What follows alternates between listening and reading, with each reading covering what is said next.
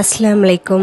Welcome to HANIF'S KITCHEN. Every Sunday Biryani சீரீஸ்ல இன்னைக்கு நம்ம எபிசோட் 4ல பார்க்க போறது தி பெஸ்ட் அரோமாவான மஷ்ரூம் பிரியாணி தாங்க. இந்த மஷ்ரூம் பிரியாணியை ரொம்ப டேஸ்டியா ரொம்ப அரோமா உள்ள ஒரு பிரியாணியை நம்ம HANIF'S KITCHEN ஸ்டைல்ல எப்படி செய்யறதுன்னு பார்க்கலாம் வாங்க. இதுக்கு நான் ஃபர்ஸ்ட் காளான் 20 காளான் எடுத்திருக்கேங்க. இதை நல்லா வாஷ் பண்ணிட்டு நம்ம க்ளீன் பண்ணிட்டு வச்சிடலாம். அதுக்கப்புறம் ஒரு பவுல்ல 2 ஸ்பூன் மைதா 2 ஸ்பூன் கார்ன்ஃப்ளவர் மாவு எடுத்துட்டு இதுக்கு தேவையான அளவு உப்பு சேர்த்துக்கலாம். அதுக்கப்புறம் 1/4 டீஸ்பூன் மிளகாய் தூள் சேர்த்துக்கலாம். இப்போ இது எல்லாத்தையும் கொஞ்சம் கொஞ்சமாக தண்ணி ஊற்றி நல்லா ஒரு பேஸ்ட் மாதிரி நல்லா கலக்கிடலாம். இப்போ நம்ம க்ளீன் பண்ணி வச்ச இந்த காளானில் நம்ம கலக்கி வச்ச இந்த மாவை சேர்த்து நல்லா மிக்ஸ் பண்ணி வச்சிடலாம்.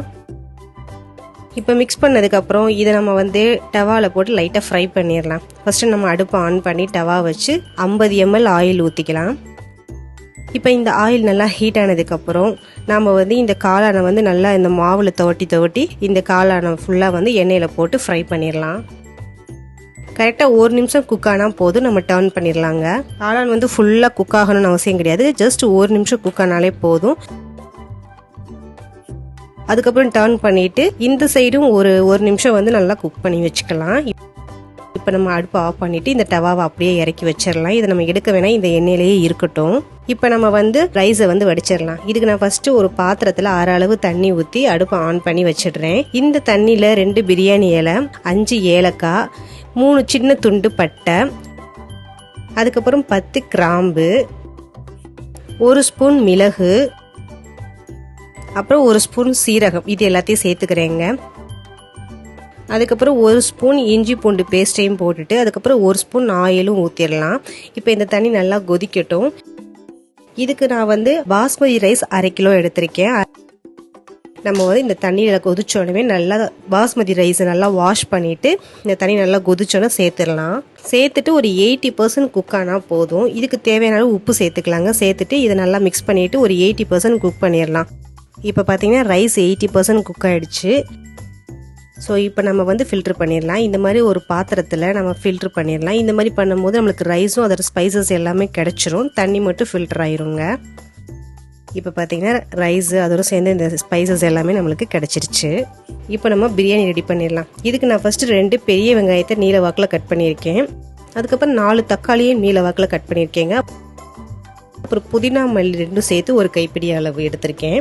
இப்போ நம்ம அடுப்பை ஆன் பண்ணி கடாய் வச்சு 50 ml ஆயில் ஊற்றிடலாம். இந்த ஆயில் நல்லா ஹீட் ஆனதுக்கப்புறம் நம்ம நீளவாக நறுக்கி வச்சு வெங்காயத்தை சேர்த்து வதக்க ஆரம்பிச்சிடலாம். இப்போ வெங்காயம் கொஞ்சம் கலர் சேஞ்ச் ஆனதுக்கப்புறம் இதோட நான் ஊற வச்ச பட்டாணி ஒரு 50 கிராம் சேர்த்துக்கிறேன். இது ரொம்ப கிரன்ச்சியாக நம்ம சாப்பிடும் போது ரொம்ப கிறிஸ்பியாகவும் இருக்கும், அதனால தான் நான் இதை சேர்த்துருக்கேன். அதுக்கப்புறம் பார்த்தீங்கன்னாக்கா நம்ம நறுக்கி வச்ச தக்காளியும் இதோட சேர்த்துட்டு புதினா மல்லியும் சேர்த்து நல்லா வதக்க ஆரம்பிச்சிடலாம். அந்த தக்காளி நல்லா மசிகிற அளவு நல்லா வேகட்டும். எப்பவுமே மஷ்ரூம்ல தனியாக ஒரு வாசனையோ தனியாக ஒரு டேஸ்ட்டோ இருக்காது. இப்போ சிக்கன் மட்டன் ஃபிஷ்ல இருக்கிற ஒரு டேஸ்ட் காளான்ல இருக்காது. அதனால தான் நம்ம இந்த மாதிரி ஸ்பைசஸ் நிறைய இந்த பிரியாணியில் சேர்க்குறோம். இப்போ தக்காளி நல்லா மசிஞ்சதுக்கு அப்புறம் இஞ்சி பூண்டு 2 டீஸ்பூன் நான் சேர்த்துக்கிறேன். சேர்த்து மிக்ஸ் பண்ணிட்டு பிரியாணி மசாலா பொடி 2 ஸ்பூன் சேர்த்துக்கிறேன். அதுக்கப்புறம் 1/2 ஸ்பூன் மிளகாய் தூள் சேர்த்துக்கிறேன்.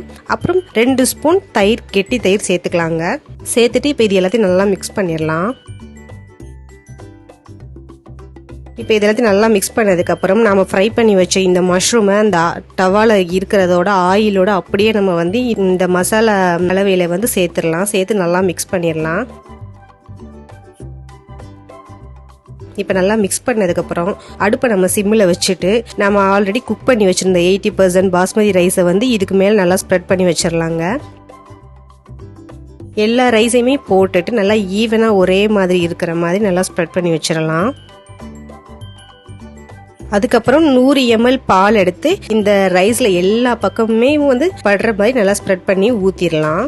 அதுக்கப்புறம் 2 ஸ்பூன் கேசரி கலர் இந்த மாதிரி அங்கங்கே லைட்டாக படுற மாதிரி ஸ்ப்ரெட் பண்ணி இதையும் சேர்த்துடலாங்க. அதுக்கப்புறம் மேலே கொஞ்சம் கொத்தமல்லி தழை தூவிடலாம். அதுக்கப்புறம் இதுக்கு மேலே நான் ஒரு 2 ஸ்பூன் நெய் சேர்த்துக்கிறேன்.